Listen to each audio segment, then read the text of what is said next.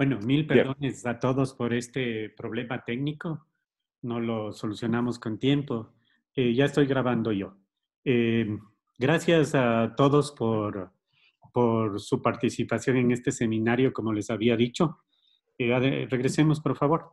En mayo ya está, este es nuestro último seminario, el de la cultura organizacional, que les decía es un tema que tiene relación con la adecuación del comportamiento y el comportamiento de las personas. Y les decía que en las personas que venimos del área técnica, quienes somos ingenieros o expertos en sistemas de gestión, procesos, planeación, pensamos mucho en los temas técnicos y en las herramientas, pero no tanto en la parte humana, que es un tema muy importante.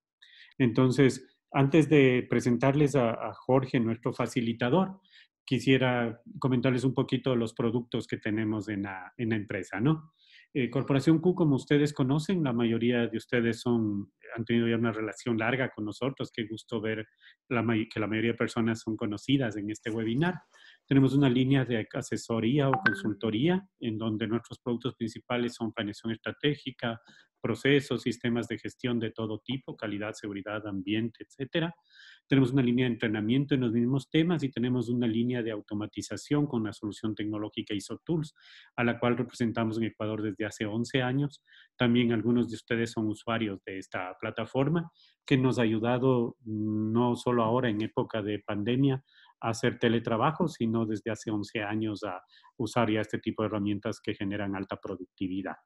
El día de hoy nos acompaña Jorge Rivadeneira, que es nuestro director técnico.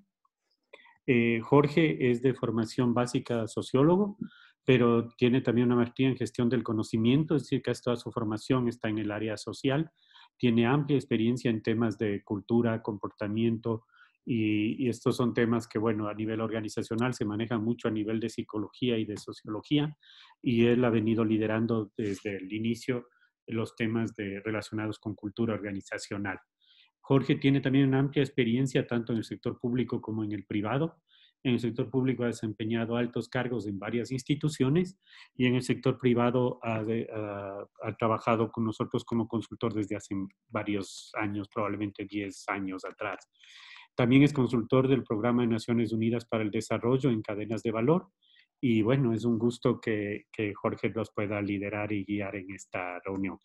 Al final yo les voy a dar novedades respecto a lo que vamos a tener en junio y voy a hacer una despedida, pero me anticipo a decirles a quienes se integraron tal vez en este tiempo que la presentación está siendo grabada y la subiremos a nuestro canal de YouTube para que lo puedan ver si es que no vieron el inicio y quieren ver la parte inicial.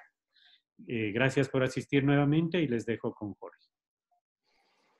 ok, gracias Mauro y gracias a todos los presentes. Un saludo cordial. Qué bueno que podamos compartir un momento para conversar de un tema de gestión que no es un tema tradicional, digamos, pero que es un tema tremendamente importante porque la cultura está en la base de todo lo que hacen las organizaciones. La cultura es lo que explica muchas veces por qué una organización actúa de cierta manera y por qué una organización también tiene un rendimiento determinado o cierto nivel de desempeño.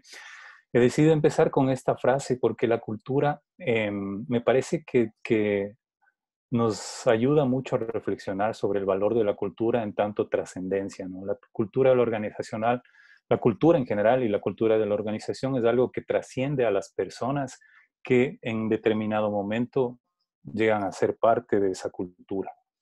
Vamos a ver algunos temas en esta presentación, pero como el tema de la cultura es tan grande, nos vamos a centrar básicamente en una introducción a lo que sería el tema de la cultura y la cultura en las organizaciones.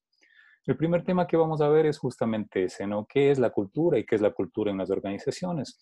Luego vamos a ver cuál es la relación entre la cultura y la productividad. Luego vamos a revisar un poco el tema de la nueva normalidad ocasionada por la pandemia. Y finalmente, en alineación a esa nueva normalidad, vamos a ver eh, una nueva cultura para la organización. A veces la cultura puede sonar como un tema un poco hasta cierto punto medio metafísico, ¿no? Porque es muy abstracto, como difícil de gestionar, Nosotros utilizamos dos criterios principales para elaborar los productos que estamos presentando a través de esta charla. El uno es la consistencia metodológica que tenga la información que vamos a utilizar. Es decir, qué tanta sistemática fue utilizada para el levantamiento de la información. Y el otro es el enfoque pragmático que puedan tener estos acercamientos. ¿Qué tanto estos acercamientos sirven para, en efecto, gestionar la cultura en las organizaciones? Aquí tengo algunas de las fuentes que se ha utilizado para este trabajo. No son todas, pero probablemente son las principales. Vamos a ver, bueno, vamos a entrar al tema directamente de lo que es la cultura. Y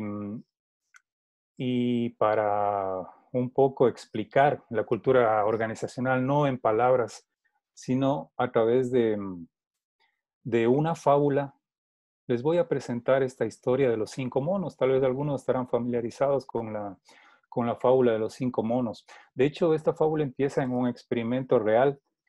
¿En qué consiste este experimento? Se cuenta que hay un grupo de científicos que encierran a 5 monos en una jaula, ¿no? Y en algún lugar de la jaula colocan una escalera y en la parte superior de la escalera colocan unas bananas. Todos sabemos cuánto les gustan a los monos las bananas, ¿no? Entonces, lo primero que hacen los monos es tratar de subir a la escalera para alcanzar esas bananas. Pero cuando el primero de los monos logra alcanzar una banana, los científicos activan unos aspersores que echan un baño de agua helada a todos los monos que se quedaron abajo. Entonces, esta experiencia se repite varias veces hasta que los monos, bueno, relativamente rápido, aprenden que cada vez que uno de ellos alcanza a tomar una banana, los demás reciben un baño de agua helada. Entonces empiezan a impedir que cualquiera de ellos llegue a las bananas y el primero que quiere subir a la escalera es atacado por los otros, es impedido de llegar a las bananas hasta que finalmente ninguno de los monos puede llegar a las bananas y se resignan a no comer esas bananas, ¿no? Entonces son 5 monos en una jaula que tienen unas bananas encima de una escalera, pero ninguno de ellos llega a las bananas. Y acá es donde empieza realmente el experimento o la parte interesante del experimento, ¿no? Los científicos deciden reemplazar uno de los 5 monos. Entonces sacan uno de los monos y ponen un mono nuevo dentro de la jaula, ¿no? Lo primero que hace este mono, obviamente, como se imaginarán, es ver una escalera con unas bananas y ver 4 monos que no les toman en cuenta esas bananas. Entonces empieza a subir la escalera. ¿Qué creen que hacen estos otros 4 monos? Saben que si es que llega a tomar una banana, van a recibir un baño de agua helada. Lo que nos imaginamos todos, ¿no? Le impiden que llegue a las bananas y no solo que le impiden, sino que le tratan como si fuera un delincuente encontrado ahí en infraganti cometiendo un delito, ¿no? Entonces se encargan de escarmentarle y ese pobre mono queda sin ganas de volver a subir a la escalera, ¿no? Por si acaso hay algún animalista en el grupo, este mono está solamente dormido, ¿no? Pero bueno, el experimento continúa y los científicos lo que hacen es ir intercambiando los monos paulatinamente. Ingresan un segundo mono quitando a uno de los originales y pasa exactamente lo mismo. El segundo mono trata de subir a la escalera y los demás lo impiden. Luego cambian un tercero, un cuarto y finalmente un quinto mono, hasta que los 5 monos son nuevos participantes que nunca han recibido el baño de agua fría. Y sin embargo, ninguno de ellos toma la iniciativa de subir a la escalera a tomar una banana. Si nosotros pudiéramos conversar con estos monos y preguntarles por qué ninguno de los monos intenta subir la escalera para tomar las bananas, la verdad es que ninguno de ellos sabría exactamente por qué lo hacen, porque ninguno de los nuevos 5 monos ha recibido el baño de agua fría. Todos han aprendido simplemente de la experiencia del maltrato. Entonces, el aprendizaje original que ocasionó que esos monos no lleguen a las bananas se perdió y sin embargo se sigue haciendo lo mismo, ¿no? Si les dijéramos a esos monos, como les decía, ¿por qué no alcanzan a las bananas? Probablemente la respuesta sería esa, ¿no? No sé, siempre lo hemos hecho así. Así es como se hacen las cosas en esta jaula o algo así, ¿no? Que para muchos de nosotros nos sonará conocido a lo que se escucha en muchas organizaciones cuando vemos actitudes que no nos parece que cuadran mucho con lo que debería ser, ¿no? ¿Qué nos dice esto? Nos dice que la cultura fundamentalmente no es una construcción reflexiva o producto de un análisis o del el trabajo en función de la información recopilada. La cultura básicamente se forma por costumbres, por la transmisión de tradiciones, de costumbres, ¿no? Entonces vamos a entrar a definir qué es la cultura. La cultura es un concepto que viene de la antropología principalmente y que incluye un poco de todo, ¿no? El concepto tradicional de cultura incluye, solamente les voy a mencionar, uno de los padres de la antropología cultural es Edward Taylor, y no les voy a leer la definición literal, pero ¿qué incluye? Es una combinación social, la cultura, que incluye conocimiento, creencias, arte, moral, derecho, costumbres, hábitos, capacidades. Entonces la cultura prácticamente incluye todo, ¿no? Es más fácil probablemente definir qué no es cultura a definir qué es cultura. La cultura puede ser una construcción a nivel o puede ser considerada como una cultura, por ejemplo, regional, qué sé yo, las culturas orientales, las culturas occidentales, o puede ser una cultura más local, ¿no? Cultura de un país, cultura de una región, de una ciudad. Aquí en el Ecuador podemos diferenciar claramente diferentes culturas en diferentes ciudades. O puede ser la cultura de una organización, pero siempre la cultura tiene más o menos los mismos elementos, que serían estos, ¿no? Si pudiéramos graficarlos, estarían totalmente al revés. Los valores que están aquí mencionados primero estarían en el fondo de este iceberg, ¿no? Todos saben, un iceberg es una gran masa de hielo de la cual podemos ver solamente una pequeña parte. La gran masa del iceberg está oculta, ¿sí? Lo que podemos ver es probablemente un 15 o un 20% del porcentaje de su masa total, ¿no? Los valores serían la parte más profunda del iceberg, que son las creencias más, digamos, más enraizadas, en este caso, de la organización. Los valores no son necesariamente principios universales, ¿no? Las personas pueden tener valores totalmente diferentes, motivadas por sus experiencias de vida, por la educación, etcétera, ¿no? Son elementos de valoración elegidos libremente por las personas, ¿no?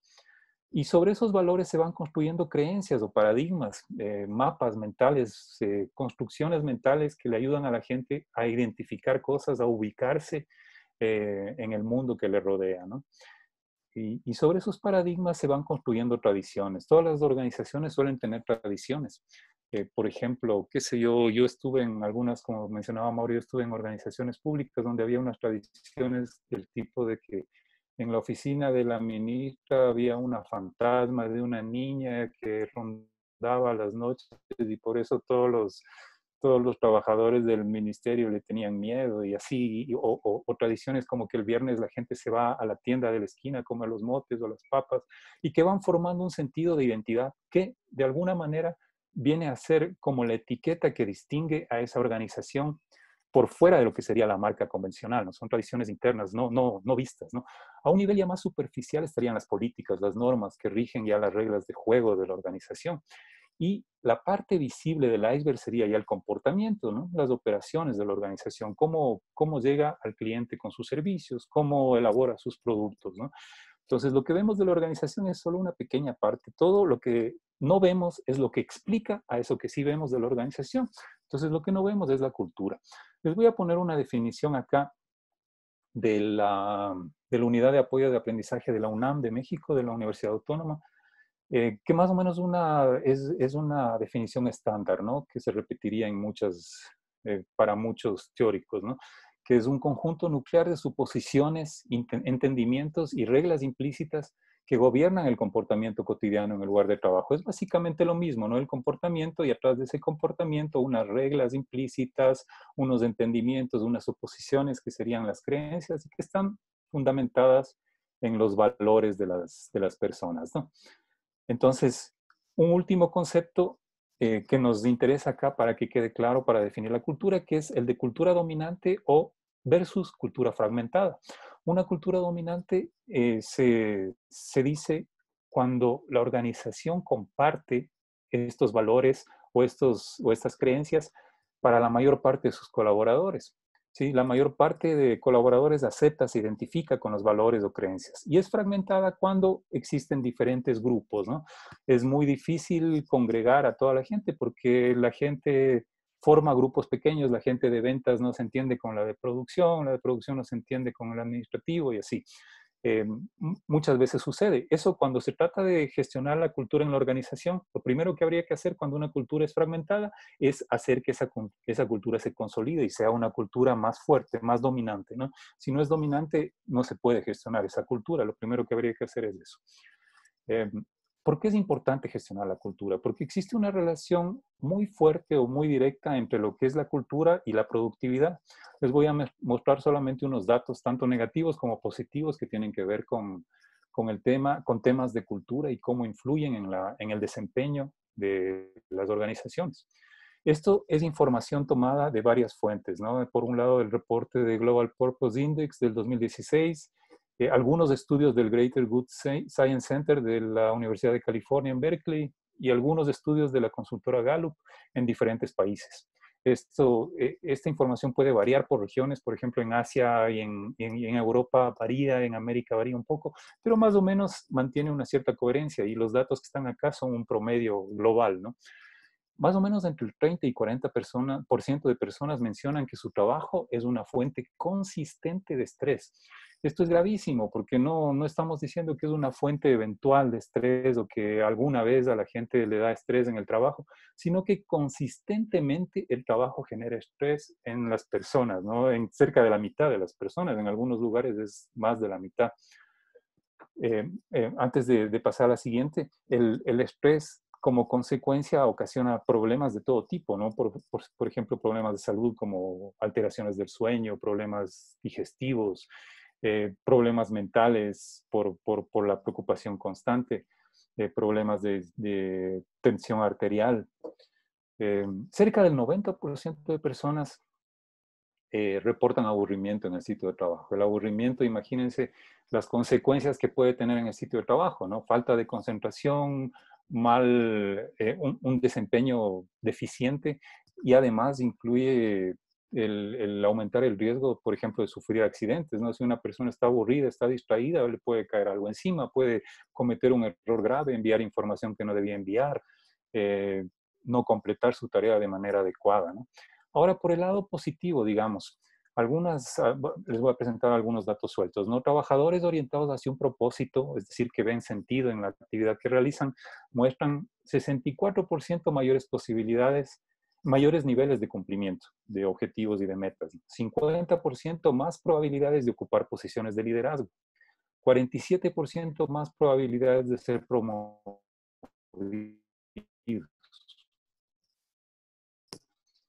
Trabajadores que se reportan como satisfechos en sus lugares de trabajo después de tener problemas de salud.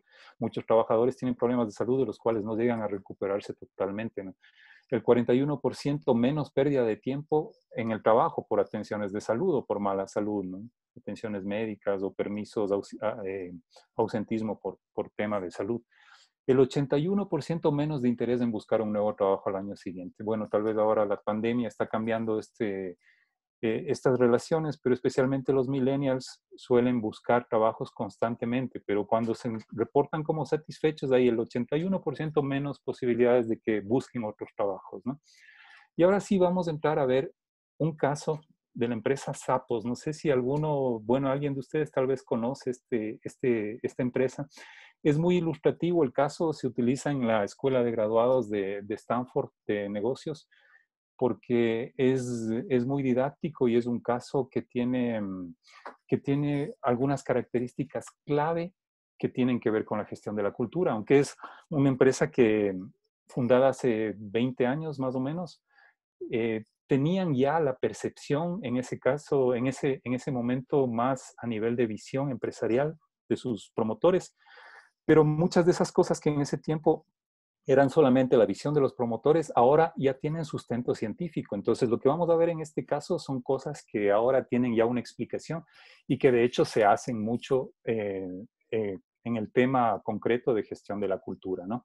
Vamos a ver Zappos. Zappos es una empresa de venta de zapatos en línea, fundada por Nick Swinburne en 1999, concebida inicialmente con la idea de solucionar problemas concretos de compra de zapatos, ¿no? Porque este señor trató de comprarse unos zapatos en línea y tuvo una serie de problemas y dijo, aquí hay una oportunidad de hacer una empresa donde pueda comprar más fácilmente los zapatos y voy a tratar de crearla. Al año siguiente se integran Tony Hsieh y Alfred Lin, dos jóvenes que se habían graduado pocos años antes de la universidad, inversionistas. Pero lo interesante es que estos inversionistas no entran solo como inversionistas, sino también como ejecutivos, ¿no? Tony Hsieh, en concreto, como co-CEO o cabeza de la organización. Y también, bueno, como para ubicarse en el contexto, estos dos señores, Tony Hsieh y Alfred Lin, habían creado una empresa de promoción digital que fue comprada por Microsoft en cerca de 300 millones. A 3 años de haberse graduado de la universidad con 300 millones en el bolsillo, estos dos señores se dedican un fondo a financiar emprendimientos y entre esos ven una buena posibilidad de financiar un emprendimiento con Zappos. ¿Qué pasa con Zappos? Miren, esta es la historia resumida de números o de cifras de Zappos, ¿no? Creada en 1999, en el 2000 ya reporta 1.600.000 en ventas. En el 2001 quintuplica las ventas, 8.6. En el 2002 vuelve a quintuplicar prácticamente las ventas a 32 millones. 70 en el 2003, 184 en el 2004. En el 2005, a 6 años de haber sido creada, ya facturaba 370 millones de dólares. 597, casi 600 en el 2006, en el 2007 841 y en el 2008, a 9 años de haber sido fundada, ya facturaba más de 1.000 millones de dólares, ¿no? Para que se hagan una idea, aquí en el Ecuador el año anterior, solo 4 empresas de las empresas más grandes del Ecuador han llegado a ese nivel de facturación, ¿no? En el 2009 ya debuta en el top 100 de Fortunes, fue adquirida en el 2010 por Amazon. Como dato suelto, en el 2015 ya reportó ventas de más de 2.000 millones de dólares, que es más de la empresa más grande acá en el país, ¿no? ¿Y cuál es la propuesta de valor de esta empresa, ¿no? Es relativamente simple y muy práctica, ¿no? Pedidos simples, que no sea complicado hacer pedidos, que no sea complicado hacer pagos y que sean ágiles, que las entregas sean oportunas. Identificaron un valor muy alto que daban los clientes al tiempo de entrega. Si ofrecían los zapatos en 7 días, los entregaban en 3 o en 4 y a veces en 2 días, era algo que valoraba mucho el cliente. Seguimiento en caso de retornos o de cambios. Y este probablemente que es el tema más importante, una atención amable y eficiente desde el inicio hasta el fin, desde la toma del pedido hasta que el cliente queda satisfecho. Y abrieron líneas de comunicación con los clientes. ¿Cuál es la visión de especialmente este señor Tony Hsieh? Tengo algunas cosas que simplemente les invito a reflexionar porque no podemos profundizar mucho en esta charla. Pero lo que él quería era crear una empresa en la que todo el mundo quisiera estar, en la que todo el mundo quisiera trabajar, incluso aunque no le paguen, ¿sí? Un lugar al que yo quiero ir porque me gusta ir y me gusta hacer el trabajo que hago. Esa era su visión principal. Luego, una integración entre el trabajo y la vida. Hay algunas empresas que dicen la vida por acá y el trabajo por acá, hay que separarlas, no hay que mezclarlas. Hay otras empresas que dicen hay que balancear adecuadamente lo que sería el trabajo y lo que sería la vida fuera del trabajo. Acá la posición de Tony es integrar el trabajo a la vida, que el trabajo sea parte de la vida, que no sean dos cosas diferentes, que la gente que trabaja en la organización sea totalmente auténtica y en su trabajo se muestre tal cual y viva como vive fuera del trabajo, ¿no? Bueno, este es un caso particular, a diferencia de otros líderes. Piensen, por ejemplo, un Steve Jobs o algo así, que es una figura, un modelo al que la gente quiere seguir. En este caso, Tony Hsieh no quería ser un modelo, pero sí entendía que la gente debía seguir un modelo. Pero el planteamiento de él es que el modelo debe ser una tendencia o un movimiento social. En este caso, el movimiento de la felicidad nos suena todavía metafísica, pero ya vamos a ir aterrizando un poquito. Y lo que decía acá, que luego se vio que tiene mucho sustento, si acertamos en la cultura, entonces otros resultados, como por ejemplo tener una marca que perdure en el tiempo, o tener el mejor servicio al cliente, o tener cifras como las que acabamos de ver hace un momento, sucederán naturalmente como un subproducto de haber generado la cultura adecuada. Es interesantísimo y muy fuerte, ¿no? Algunos puntos relevantes de Zappos, ¿no? Como pueden ver aquí en una foto, el ambiente laboral decorado con plantas, parece como un invernadero con, qué sé yo, juegos. Todos hemos escuchado historias, por ejemplo, de empresas como Google o de ese tipo en que la gente se puede tomar un respiro, jugar un momento, despejar la mente, interrelacionarse con los compañeros y continuar trabajando. Más o menos la misma idea era acá, ¿no? Pero además tenían prestaciones, seguridades pagadas, Había tours de gente externa que entraba a la organización y podía conversar con los trabajadores, compartir experiencias, y eso generaba un ambiente más adecuado y además generaba una imagen interesante y fuerte hacia afuera, ¿no? Había además un refuerzo de temas de comunicación, publicaciones, videos. Twitter, por ejemplo, jugó un rol importantísimo en esos años de crecimiento de la empresa. Todos los empleados tenían la posibilidad de hacerse escuchar tanto hacia adentro como hacia afuera. Y aquí también el tema clave probablemente, y una pregunta que algunos de ustedes estarán haciendo. Bueno, de paso les comento, si es que tienen preguntas, por favor nos hacen llegar al chat. Y si tenemos tiempo después de la charla, las contestamos, y si no, vemos la forma de ir resolviendo los temas, ¿no? Una de las claves para generar la cultura adecuada en la organización, la gente que se recluta, ¿no? Los procesos de selección. ¿Y qué tipo de gente buscaban? Buscaban gente con sentido del humor, gente humilde. Tal vez la humildad es una cualidad que todavía nos hace ruido a algunos, tal vez en un mercado muy competitivo. Mucha gente valora más la agresividad y ese tipo de competencias, pero en este caso la humildad, tal vez ahora el tema de la pandemia nos hace reflexionar un poco más, tiene mucha fuerza humana que permite construir otros procesos. Otra cualidad que buscaban era la rareza, weirdness en inglés, o sea, la gente que tiene algo diferente, algo especial. Obviamente, siempre que sea gente que mantenga una coherencia o una integridad, ¿no? Pero esta rareza especial también ayuda a crear cierto tipo de espacios, como por ejemplo espacios más adecuados para la creación o para la innovación. También buscaban gente que tenga suerte, porque consideraba la alta dirección de Sapos que la suerte se contagia. Entonces, cuando contrataban gente con suerte, pensaban que esa suerte se iba a contagiar a la empresa. Y como vimos hace un momento en los números, probablemente tenían algo de razón también por ahí. Y finalmente, gente feliz, gente que no esté deprimida, que no busque un problema para cada solución, sino que sea gente que frente a los problemas encuentre salidas, encuentre opciones o alternativas, ¿no? Eh, Muchas veces dejaron fuera gente con altas cualidades profesionales, con gran experiencia, con muy buena formación. ¿Por qué? Porque esas personas simplemente no encajaban con la cultura que buscaba Sapos, ¿no? Entonces mucha gente se quedó afuera por eso, porque desde el proceso de selección preveían que no encajaba en la cultura, ¿no?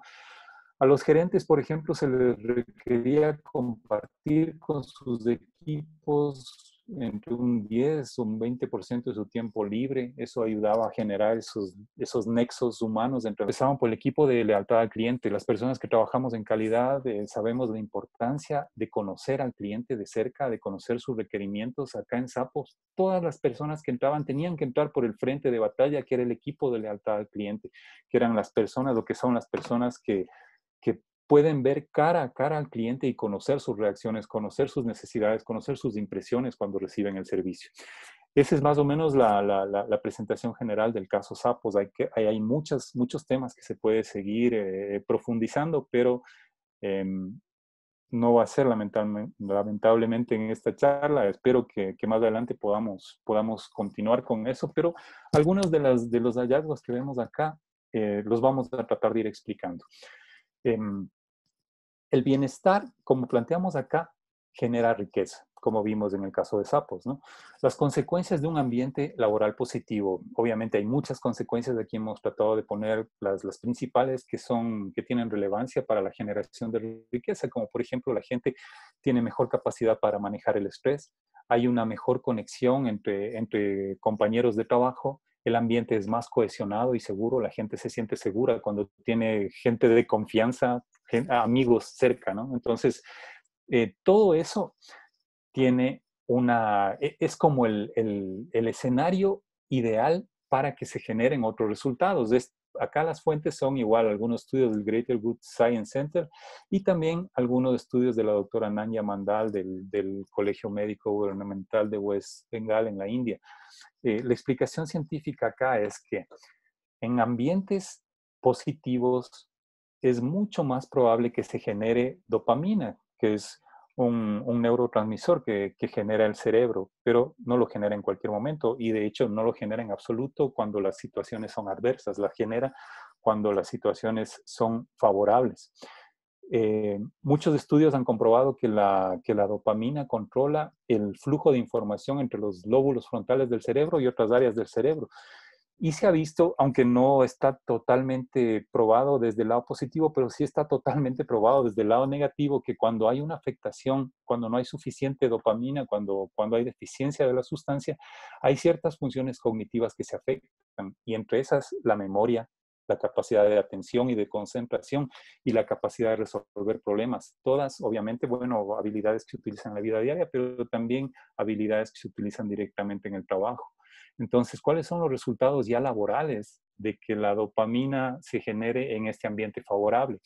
Hay mayor sinergia, los equipos colaboran de mejor manera, hay una mayor disposición hacia tareas complejas y riesgos, hay un menor ausentismo y en general un mejor desempeño y cumplimiento de metas. Todas estas no son supersticiones, no es metafísica, no es ciencia ficción, todos estos son datos reales comprobados en muchos estudios, son datos que se pueden medir, todos estos.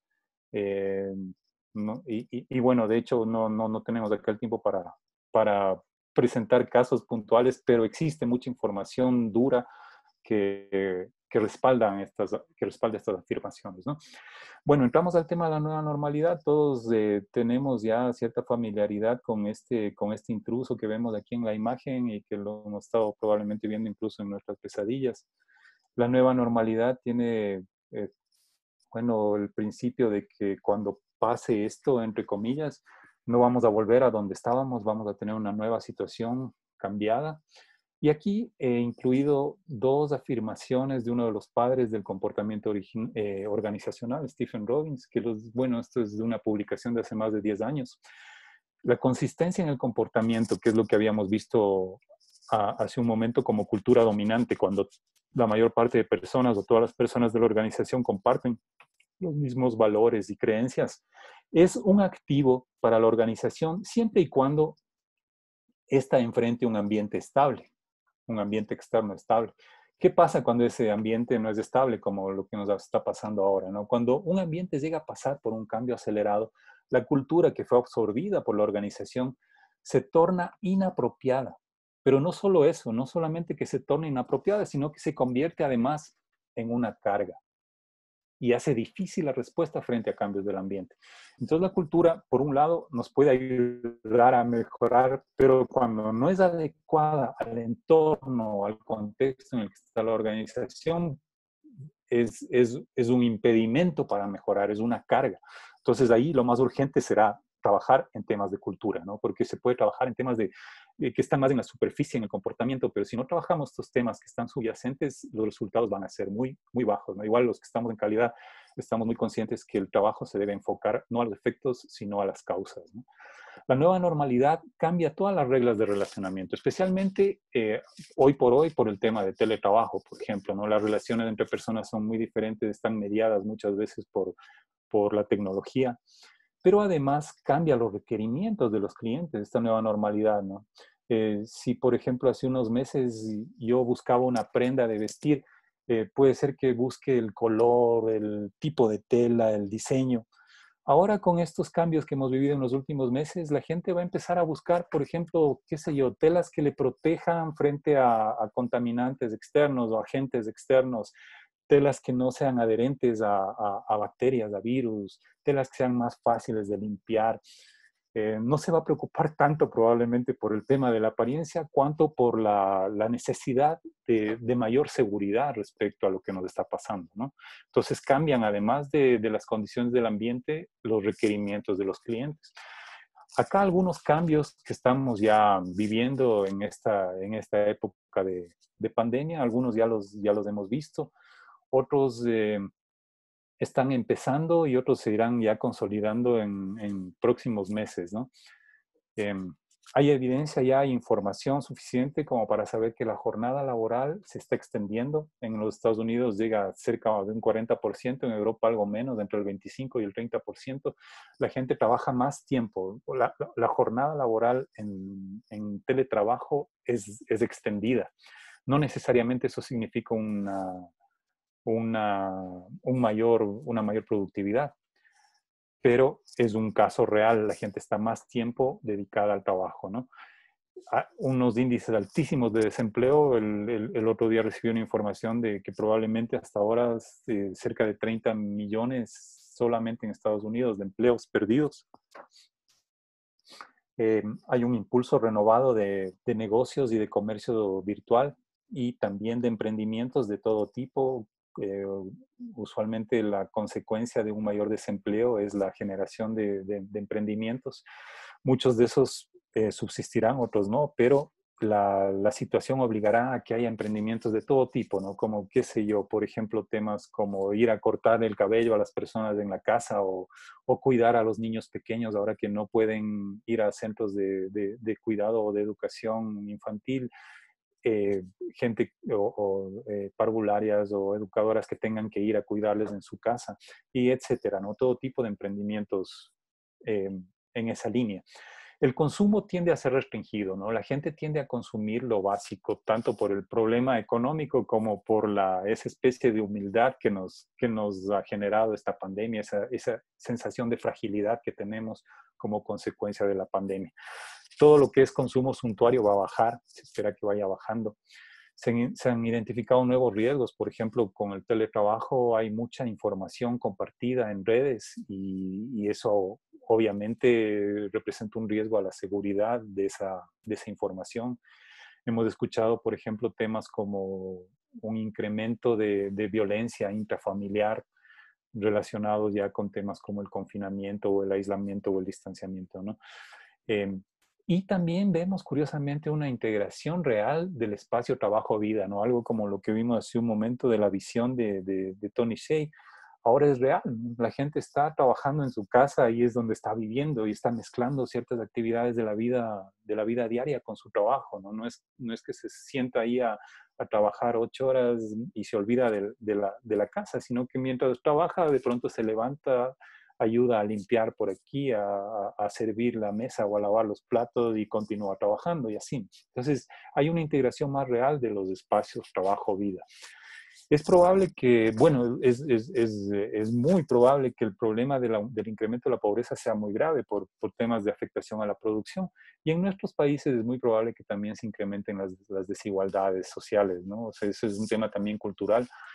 Por ejemplo, en las culturas orientales o en las culturas nórdicas no hay tanta desigualdad entre los más ricos y los más pobres. Acá, en cambio, hay una desigualdad altísima que lo más seguro es que se mantenga. Ojalá que yo me equivoque, pero lo más probable es que se incremente la desigualdad con consecuencias. Y también se ha identificado que probablemente estos fenómenos o estos requerimientos de aislamiento de la gente puedan generar consecuencias como mayor agresividad, miedo, hipersensibilidad frente a estímulos externos. Esto es información que viene de un estudio experimental, pero realizado con ratones. Pero curiosamente somos parecidos a los ratones y a muchos mamíferos en cierto tipo de reacciones, ¿no? Entonces sería de esperar que en los próximos meses, cuando ya se acabe todo esto, la gente más o menos salga a la calle con estas caras, ¿no? Ojalá también en eso me equivoque. Todo esto requiere crear una nueva cultura en la organización, ¿no? Una nueva normalidad requiere crear una nueva cultura en la organización. Como vimos, la cultura no solamente es un lastre, sino que es un obstáculo para que la organización logre sus metas. ¿Y cómo se genera esa nueva cultura? Esa nueva cultura planteamos que se genera sobre 4 columnas. ¿Cuáles son esas 4 columnas? El propósito, el sentido de propósito o el sentido mismo de trabajar en una organización, la autonomía, la capacidad de ser un trabajador autónomo, las relaciones que establezcan los colaboradores y el sentido de impacto o de contribución que puedan tener las personas. Estos 4 pilares, yo los he representado intencionalmente con 4 columnas de estilo griego, son 4 columnas que están en Barcelona. Son las mismas de antes de la nueva normalidad, ¿sí? Son las mismas, las nuevas viejas columnas sobre las que se asienta una cultura organizacional, porque la cultura organizacional básicamente tiene los mismos principios antes o después del evento disruptivo, ¿no? Pero sí hay un elemento que viene a jugar un rol importante y es el del teletrabajo. El teletrabajo tiene algunas características que ameritan ser consideradas a detalle, no tan a detalle, pero bueno, de manera particular. Entonces vamos a ver ahora algunos aspectos relacionados con el teletrabajo y luego cada uno de estos principios o columnas sobre las que se puede construir una cultura en la organización. El teletrabajo o el trabajo virtual. El teletrabajo no es algo nuevo, es algo que ya viene desarrollándose probablemente incluso desde finales del siglo anterior. Nosotros, por ejemplo, acá en Ecuador, como Corporación Q, representamos a una compañía española de desarrollo de software, de soluciones tecnológicas, que es IsoTools, que es una de las pioneras a nivel mundial en desarrollo de software en la nube. El software en la nube permite que la gente colabore de forma deslocalizada, ¿no? No solamente yo en mi casa y mi compañero en la casa de más allá, sino que se puede trabajar y de hecho nosotros lo hemos hecho, una persona en América, una persona en Europa, una persona en África, como parte de un equipo de trabajo, ¿no? Entonces, es una de las ventajas, digamos, de la tecnología que nos permite generar esas sinergias sin necesidad de verse, ¿no? El tema de las horas de transporte también es una ventaja interesante. Hicimos un cálculo en una ciudad como Quito o Guayaquil, donde la gente tiene que desplazarse a sus lugares de trabajo. Supongamos que una persona toma 45 minutos en ir desde su casa al lugar de trabajo y 45 minutos en volver. Tenemos 1 hora y media diaria solamente en movilización. 1 hora y media diaria en movilización, si sumamos por todas las jornadas laborales, tenemos que en un mes representa a 2 meses de jornadas de trabajo adicionales en el caso de que la persona no tenga que ir al trabajo. Entonces, si es que yo no tengo que ir al trabajo y me puedo quedar en mi casa trabajando, es como que en un año tuviera no 12, sino 14 meses para trabajar, solamente por la cantidad de tiempo que me ahorro, ¿no? Considerando estos 45 minutos, que no es un tiempo excesivo, hay mucha gente que pasa más tiempo movilizándose, ¿no? El tema del control es una de las preocupaciones en el teletrabajo, ¿no? Porque justo me decía hoy un amigo, me decía, ¿y cómo sabe la gente, cómo saben los jefes o los supervisores que esa gente está trabajando, ¿no? Si están en su casa, de pronto están chateando o están viendo videos en YouTube. El teletrabajo básicamente se basa en la confianza. Este también es un tema cultural que se construye, no se da de la noche a la mañana, se construye. Me recuerda también a un encuestador que fue a una compañía y preguntaba cuántas personas trabajan en esta compañía y le dicen, a ver, aquí trabajan 20 personas con los jefes. Y sin los jefes no trabaja nadie, porque tradicionalmente los jefes tienen ese rol de estar vigilando a los trabajadores, ¿no? Ahora tenemos también herramientas virtuales que permiten ver qué está haciendo ese trabajador. Obviamente no es recomendable porque lo más recomendable es que eso nazca de un compromiso de la gente, ¿no? Y que además del trabajo esté basado no en horas de trabajo, sino en cumplimiento de objetivos, ¿no? Pero eso requiere un acompañamiento permanente, ¿no? La gente no son todos iguales, ¿no? Algunas personas necesitan más control, otros menos control, pero en todo caso todos los que están haciendo teletrabajo requieren un acompañamiento permanente, ¿no? Es muy recomendable ser transparentes en la gestión de la información y tener repositorios virtuales, ¿no? de información, por ejemplo, las plataformas como IsoTools que les comentaba, o otro tipo de repositorios digitales, pero que todo el que necesita la información pueda acceder desde donde está. Y también, como les dije hace un momento, que el enfoque sea en los resultados y no en las horas de trabajo, ¿no? Si es que a mí me entregaron lo que tenían que entregarme como producto, no me interesa si se demoraron 2 horas o si se demoraron 4 horas o 1 hora, si es que el producto está bien realizado, ¿no? También se recomienda realizar reuniones inclusivas, ¿no? Porque si la gente no se va a ver cara a cara, es importante solucionar cierto tipo de temas como conflictos internos, programación de tareas, monitoreo, evaluación de avances. Para todo eso es bueno, ¿no?, generar reuniones inclusivas, ¿no? No todo el tiempo, pero este tema de las reuniones requiere también desarrollar nuevas habilidades por parte de la gente, ¿no? Y ahora vamos a ver los 4 pilares sobre los que se construye la nueva cultura en la organización. El primero es el propósito o el sentido que la gente puede encontrar en la organización. Y aquí he puesto una frase de Viktor Frankl, el famoso psicólogo que estuvo cautivo en un centro en un campo de concentración nazi. que gracias a Dios del cual logró salir relativamente ileso después de haber sufrido mucho tiempo. Frankl es autor de un famoso libro que les recomiendo, El hombre en busca de sentido. Es un libro pequeño, pero que vale la pena. Es como de esos que todo el mundo debería leer. La frase muy similar, muy de la mano con la que mencionamos hace unos minutos de Tony Hsieh, el éxito como la felicidad es el efecto secundario inesperado de la dedicación personal a una causa mayor que uno mismo. ¿Sí? Cuando uno encuentra que hay una causa que le sobrepasa, o igual recuerden la frase del inicio, ¿no? Cuando uno encuentra que hay una frase, una causa o un propósito que le sobrepasa, es muy probable que se comprometa más con su actividad. Ciertos elementos del ambiente laboral que ayudan a generar un sentido o un propósito en el trabajo. La contribución que ese trabajo puede hacer a la sociedad. Acá, por ejemplo, trabajos del tipo trabajo social como ONGs o como temas ambientales que uno sabe que están contribuyendo a mejorar las condiciones generales de la sociedad o del ambiente, ayudan a generar esa sensación de propósito, ¿no? Cuando yo puedo aprender en mi organización, también es mucho más probable que desarrolle este sentido de propósito, ¿no? Cuando, por ejemplo, piensen ustedes en una organización de software que cada día tiene que desarrollar, que tiene que experimentar, para probar algo tengo que estudiar y aprender nuevas competencias. Eso es algo que motiva mucho y genera un propósito en las personas, ¿no? También el reconocimiento, que cuando hago algo bien, sienta que eso le importa a la organización, ¿no? Que le sirve a la organización, pero que también le importa a la organización. Eso genera una satisfacción interna, ¿no? Intrínseca de autorrealización. El estatus también puede ser un motivante interesante, ¿no? Trabajar en una organización de prestigio, por ejemplo, qué sé yo decir, yo trabajo en Apple, ¿sí? El solo hecho de estar en una organización de prestigio, de alguna manera ese prestigio de la organización se transfiere a sus colaboradores, entonces es diferente trabajar en una organización que tiene una contribución alta hacia la sociedad, ¿no?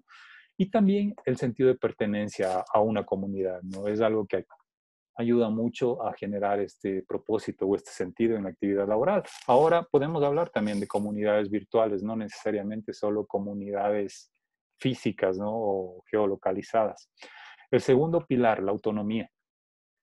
Varios elementos que tienen que ver acá con la importancia de generar este pilar, ¿no? La autenticidad. La gente cuando puede ser uno mismo, cuando yo puedo ser uno mismo, puedo manejar mucho mejor el estrés, ¿no? La gente muchas veces se estresa porque tiene que adaptarse de alguna manera a los moldes que pide la organización. Cuando una persona puede ser auténtica, ustedes han visto en estas organizaciones, Google y LinkedIn y Twitter y tal, la gente a veces va en patinetes, en shorts, en sandalias y se siente muy cómoda con ser como es, ¿no? Eso, como les digo, el principal efecto de poder ser auténtico en el trabajo es el control del estrés. Uno está más tranquilo y cuando está más tranquilo está más enfocado, más concentrado y lo más seguro es que las tareas las resuelve de mejor manera. Este concepto de job crafting es bien interesante. En un estudio, por ejemplo, de trabajadores de la salud en Europa, se ha visto que se encuentran ciertas personas que, a más de cumplir las funciones que tienen que cumplir, se generan ellos mismos nuevas funciones. Por ejemplo, en ese caso que les cuento de este estudio de trabajadores de la salud, ni siquiera son enfermeros o médicos, algunos, por ejemplo, personal de limpieza, que a más de hacer todo lo que tiene que hacer y de limpiar todo lo que tiene que limpiar, se preocupa por arreglar ciertos temas del entorno, se preocupa por acompañar a pacientes o a gente que está buscando algo, o se preocupa por cosas que son adicionales a sus funciones. Eso le genera una sensación de satisfacción también con su trabajo y se conoce mucho como el job crafting, ¿no? Cada vez en las culturas organizacionales más modernas permiten que la gente vaya desarrollando esas habilidades, ¿no? Otra cosa importante en esta nueva normalidad, la posibilidad de administrar el tiempo y el espacio, ¿no? Yo puedo adecuar de la forma que a mí me interesa mi lugar de trabajo, mi silla, puedo poner por ahí una decoración, una foto de la familia, las cosas que me hagan sentir cómodo, ¿no? Dependiendo de los intereses, obviamente, y los gustos de cada persona, ¿no? igual el tiempo, ¿no? O sea, yo puedo priorizar en función de las urgencias y de la importancia de las actividades. Y esta palabra flexibilidad, que ahora, bueno, yo decidí ponerle flexibilidad y no el otro símil que muchas veces se utiliza, que es el de resiliencia, que es una palabra que está hasta cierto punto trillada, pero que tiene que ver mucho con la capacidad que tiene la gente de adaptarse a elementos que pueden ser disruptivos o la capacidad también que se puede aplicar a una organización de retornar a una cierta normalidad luego de haber pasado por una situación compleja, ¿no? El tercer pilar, relaciones significativas. Las nuevas formas de trabajo requieren nuevas funciones, ¿no? Nuevas formas de coordinar los equipos, probablemente nuevos roles de las personas solamente para coordinar esos equipos, ¿no? Hay nuevas formas de colaboración basadas también en la tecnología disponible. Eso también requiere desarrollo de nuevas habilidades de comunicación y acá hay una habilidad que es clave y es la capacidad de escucha, ¿no? Cuando la comunicación no es cara a cara, la gente necesita escuchar más, con más atención. No solamente escuchar el contenido del texto, sino el contexto del texto, ¿no? O sea, tal vez, ¿qué estaría pensando esta persona cuando me mandó ese mensaje? Hay gente que a veces se ofende porque le dicen, ve, hazme el reporte para mañana, porque no le dijeron, por favor, tenga la bondad de hacer el informe, ¿no? Entonces, cada persona tiene sus requerimientos y sus expectativas respecto a la forma en la que se comunica. Ese es un tema que toca aprender mucho cuando hablamos de la nueva normalidad en el trabajo. Y también el trabajo en esta nueva normalidad requiere una mayor o presenta una mayor posibilidad de interacción. Vamos a poder trabajar, como les decía hace un rato, con equipos que están incluso en diferentes países. La nueva normalidad, pues esto es algo positivo también de este entorno. Nos, nos amplía la oficina a todo el mundo, ¿no? O sea, nuestra oficina no está solamente en todo el país ni en todo el continente, sino que está prácticamente en todo el mundo. Y finalmente el tema de las alianzas. Es un tema muy difícil, es un contexto muy difícil el que estamos atravesando. Estamos viendo que muchas empresas están cerrando, además del desempleo y eso, muchas empresas están cerrando. Y probablemente una de las alternativas más viables es generar alianzas, ¿no? No veamos acá al pez grande como la corporación grande que se come a las empresas, sino veamos más bien al pez grande como el evento disruptivo, en este caso puede ser la pandemia que empieza a comerse a las empresas, pero que si las empresas generan sinergias y generan alianzas, es probable que puedan enfrentar a la crisis, ¿sí? Si es que están sueltas y solas, es más probable que la crisis les coma. Un ejemplo así muy puntual, en la China, por ahí, antes de que a nosotros nos llegue la pandemia, una empresa de supermercados, Gena, generó alianzas con cerca de 40 empresas del sector. Generaban esa alianza, los empleados iban a tener que quedarse desempleados. Generaron alianzas y esta empresa de supermercados muy grande les ubicó en nuevas áreas que se veían como requerimientos emergentes dentro de la crisis, por ejemplo, entregas a domicilio, preparación, toma de pedidos de entregas a domicilio. Entonces, ese tipo de sinergias va a ayudar mucho y es uno de los requerimientos fundamentales ahora en este panorama un poco nefasto, ¿no? Y finalmente el último, ¿no? El impacto. Les he puesto acá el ejemplo de un valor de Apple, el de contribución social positiva. Cada valor tiene una descripción, ¿no? Que explica su significado. Apple tiene 9 valores, pero yo he elegido aquí uno de esos 9 valores, ¿no? Que es el de contribución social positiva. Y dice, debemos convertir a este mundo en un mejor lugar para vivir. Hacemos productos que extienden las capacidades humanas. Miren el alcance de ese valor, ¿no? Todos los trabajadores de Apple creen en este valor. Y obviamente, bueno, en Apple, de hecho, hacen lo que predican, ¿no? Hacen lo que dicen. No todas las empresas tienen ese nivel, esa capacidad de desempeño. Pero en este caso sí. Antes de esto de cambiar el mundo en un lugar mejor, medio nos remitía a la guerra o a cambios así más violentos. Ahora nos remite a jornadas exhaustivas de trabajo totalmente comprometido que en efecto pueden producir esos cambios, ¿no? Y un cambio tan drástico como el de extender las capacidades de las personas. Y desde un punto de vista más humano, Eleanor Roosevelt, activista del siglo XX, decía, cuando dejas de hacer una contribución es cuando empiezas a morir. mucho más profundo desde el punto de vista humano, ¿no? La contribución es lo que daría en este caso sentido a la vida. Y más o menos por dónde va. El impacto, si yo no trabajo en Apple, también puedo realizarme a través de mi propio aprendizaje, de mis propios logros, ¿no? No necesito ser parte de Apple para autorrealizarme o para tener este sentido de contribución o de impacto, ¿no? Lo clave aquí es que las tareas estén enfocadas a la contribución a un fin mayor, a un fin social o comunitario, ¿no? Esos son los 4 pilares. Finalmente, para concluir, les cuento esta historia del viajero que encontró 3 picapedreros en su camino, ¿no? Y llegó donde el primer picapedrero que estaba por ahí, un poco, tenían los 3 un cierto distanciamiento social para no tirarse las astillas de la piedra. Y le preguntó, ¿qué estás haciendo? Y este picapedrero muy seco le dijo, estoy aquí picando estas piedras, ¿no? Bueno, se fue donde el segundo y le preguntó, ¿y qué estás haciendo? Y más o menos la respuesta fue por ahí en el mismo sentido, ¿no? Estoy picando unas piedras que traemos de acá de la cantera. El viajero continuó y se fue donde el tercer picapedrero y le preguntó, ¿qué estás haciendo? Y este picapedrero le dijo, estoy haciendo una catedral. Ese es el sentido de contribución que puede cambiar la misma actividad que están haciendo 3 personas en función del alcance que puede tener a través de la forma o de la actitud que pueda tener cada una de las personas, ¿no? Nosotros tenemos la libertad de ser reactivos, de simplemente reaccionar a una situación negativa con una actitud negativa, o tenemos también la posibilidad de ejercer la libertad de reaccionar de manera positiva, ¿no? Que ya no sería reaccionar, sino de tomar control de nuestras acciones en función de las alternativas que tenemos. Estas son algunas de las herramientas que estamos manejando ahora en Corporación Q para el tema de gestión de la cultura. Hacemos diagnósticos ontológicos de la cultura, revisamos valores, revisamos modelos de negocio. Tenemos un programa para cultivar la curiosidad que tiene mucho que ver con actividades de investigación, desarrollo, innovación.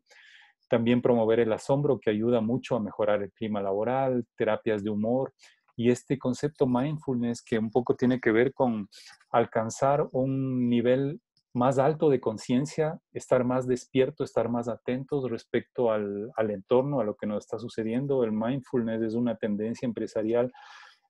Todas las empresas, prácticamente todas las empresas top, de las que estamos hablando acá, por ejemplo, Google, Apple, Twitter, pueden buscar por ahí. Todas estas empresas top están trabajando en programas de mindfulness con sus ejecutivos.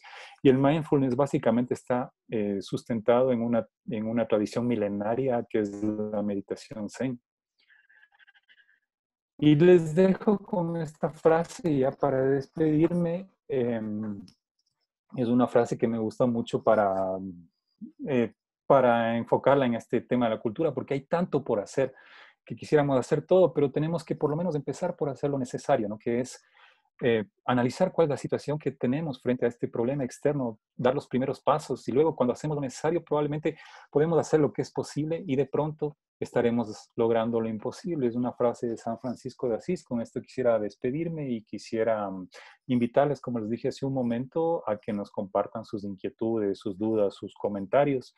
Por mi parte, les agradezco mucho por haber atendido. Ok, muchas gracias Jorge por compartir estas interesantes reflexiones. ¿Me dejas la lámina esa, por favor? Eh, si bien el tema de la cultura es un tema que empieza por la actitud de las personas y sabemos que las familias son felices o no tan felices dependiendo de cómo vivan sus miembros. Igual los países son productivos, prósperos o felices dependiendo de cómo sean sus ciudadanos. Lo mismo pasa obviamente en las organizaciones, como nos dijo Jorge, y no es un tema solo de mantener una motivación o unas altas ganas de hacer bien las cosas, sino que también existen elementos organizacionales y de procesos y procedimientos organizacionales, como los productos que nos presentó Jorge en la penúltima lámina, que nos ayudan a buscar esa felicidad en el trabajo que se retribuye en altos niveles de productividad y de competitividad, como en el caso de Sapos, ¿no? Les agradecemos mucho por su participación. Como les decía, este evento ha sido grabado y vamos a publicar los resultados, a subir el video al canal de YouTube nuestro. No está puesto aquí el logo de YouTube, pero creamos hace poco un canal de YouTube. Y además de YouTube, estamos en las redes LinkedIn, Instagram, Facebook y Twitter. En todas ellas como Corporación Q. También tenemos información en nuestra página web y les invitamos, ahora sí, si quieres podemos ya quitar esa lámina. Les invitamos a, a seguirnos, a seguir en contacto con nosotros a través de esos mecanismos y les estaremos informando respecto a los nuevos eventos de junio. Esperamos contar también con la presencia de ustedes y saber qué temas les pueden interesar. Les enviaremos una pequeña encuesta también para evaluar este evento y ahí también hay la posibilidad de que nos comuniquen si quisieran algún tema que quisieran tratar. Como había dicho Jorge, y yo les escribí en el chat también, a través del chat es el mecanismo para plantear preguntas. Te transmito, Jorge, que no hay preguntas planteadas en el chat. Entonces, siendo así y siendo las 6:03, nos pasamos 3 minutos del tiempo establecido. Agradecemos muchísimo su presencia y esperamos contar con ustedes en nuevos eventos, ¿no? Gracias por confiar siempre en nosotros y seguiremos manteniendo esa relación cordial que tenemos siempre. Hasta la Ok. próxima. Buenas noches.